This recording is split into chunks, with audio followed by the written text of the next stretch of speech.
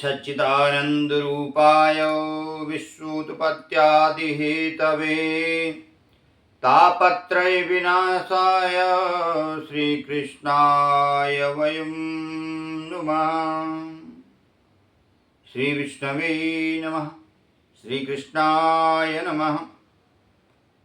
मित्रों, आज बात करते हैं ज्येष्ठ मास के कृष्ण पक्ष की अपरा एकादशी के व्रत के महात्म्य के बारे में कथा श्रवण कराने के लिए मैं आपको आया हूँ। तो कथा श्रवण करते हैं। जिन लोगों को जो है महात्म्य सुनना होता है तो आप मेरे चैनल से सुन सकते हैं। तो महात्म्य की कथा मैं आपको सुनाता हूँ। युधिष्ठिर जी बोले, हे भगवान, हे मधुसूदन, हे कृष्ण, ज्येष्ठ मास के कृष्ण पक्ष की जो एकादशी है उसका महात्म्य क्या है और सो कृपा करके आप मुझे बताएं उसका क्या नाम है। तब भगवान कृष्ण कहते हैं, ज्येष्ठ मास के जो कृष्ण पक्ष की एकादशी है उसका नाम अपरा है, जो अपार धन देने वाली है, पुण्य को देने वाली है, सभी पापों को नष्ट करने वाली है। जो मनुष्य इस व्रत को करता है इस लोक में प्रसिद्धि मिलती है, परलोक में मोक्ष मिलता है। अपरा एकादशी के व्रत के प्रभाव से ब्रह्म हत्या, भूत योनि, दूसरों की निंदा आदि के पाप सब नष्ट हो जाते हैं। इसके व्रत के प्रभाव से पर स्त्री के साथ भोग करने वाले को जो पाप है वह भी नष्ट हो जाते हैं। झूठी गवाही, असत्य भाषण, झूठा वेद पढ़ना, झूठा शास्त्र बनाना, ज्योतिषी, झूठा वैद्य, सबके पाप अपरा एकादशी के व्रत करने से नष्ट हो जाते हैं।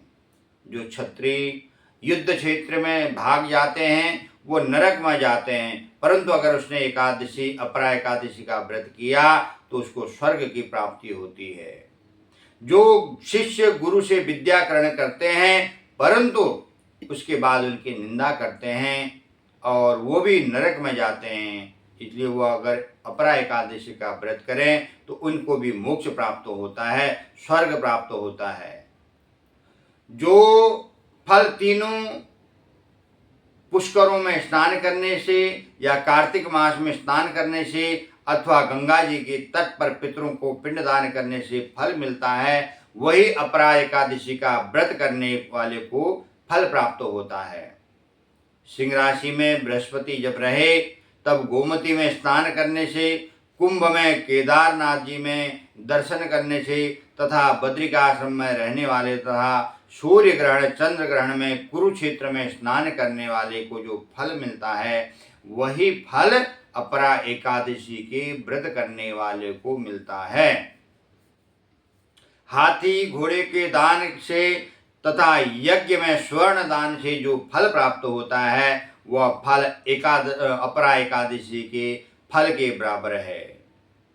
गौ भूमि स्वर्ण के दान का जो फल है इसके बराबर, और वह व्रत पाप रूपी वृक्षों को काटने के समान कुल्हाड़ी का काम करती है। वह अपरा का व्रत पाप रूपी अंधकार के लिए सूर्य के समान है। अतः मनुष्य को चाहिए कि जो है यथा सामर्थ्य अपरा एकादशी का व्रत अवश्य करना चाहिए। यह व्रत सब पापों को और नष्ट करता है, सब व्रतों में यह श्रेष्ठ है। अपरा एकादशी के दिन भक्ति पूर्वक भगवान विष्णु का पूजन करना चाहिए।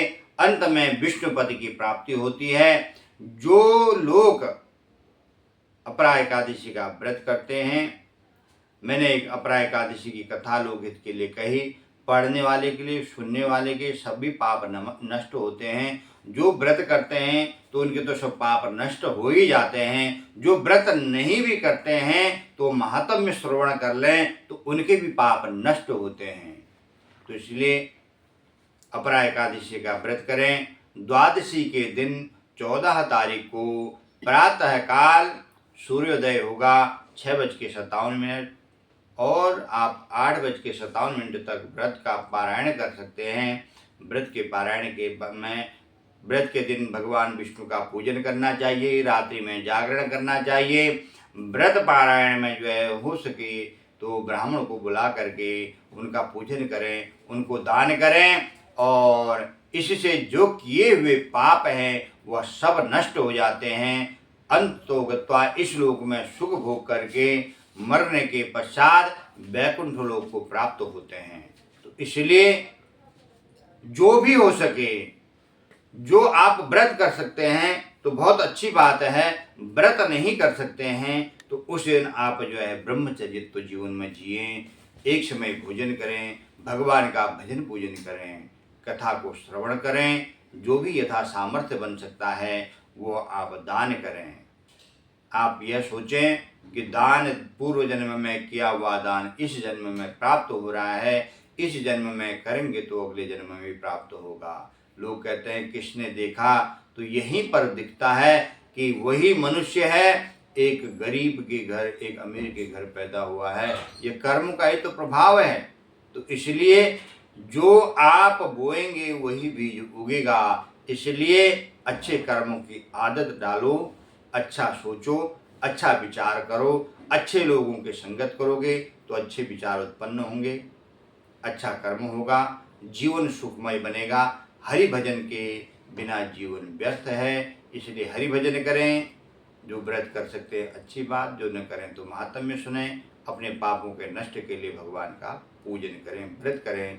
सबको अपरा एकादशी की बहुत बहुत शुभकामनाएं। 13 तारीख को अपरा एकादशी का व्रत होगा, 14 तारीख को पारायण होगा। सबको अपरा एकादशी की बहुत बहुत शुभकामनाएं। जय जय श्री राम।